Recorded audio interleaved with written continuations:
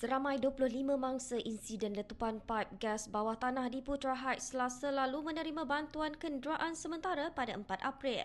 Kesemua mereka memperoleh bantuan kenderaan utiliti sukan SUV, sumbangan pihak swasta serta wang petrol bernilai RM100. Sesi penyerahan bantuan itu disaksikan Menteri Besar Selangor, Datuk Seri Amiruddin Syahari dan Esko Pelaburan Perdagangan dan Mobiliti Negeri, Eng Zihan.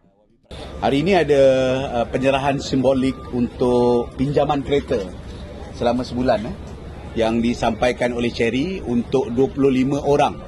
25 orang sesuai dengan jumlah kereta yang ditawarkan Cherry pada hari ini untuk 25 orang, dan pada hari Isnin nanti akan tambahan lagi 25 kereta yang untuk peminjam-peminjam yang ada dengan kontrak pinjaman mereka, dan saya ucap terima kasih kepada Cherry yang telah menunaikan janjinya. Dan juga bukan saja menunaikan janji, malahan dia turut memberikan duit minyak 100 kepada para peminjam-peminjam kereta. Di sementara itu, kita juga menerima komitmen daripada Kasem sebanyak 50 buah, Karo sebanyak 30 kenderaan, Goka sebanyak 20 kenderaan, dan Ion ataupun DRB sebanyak 62 kenderaan.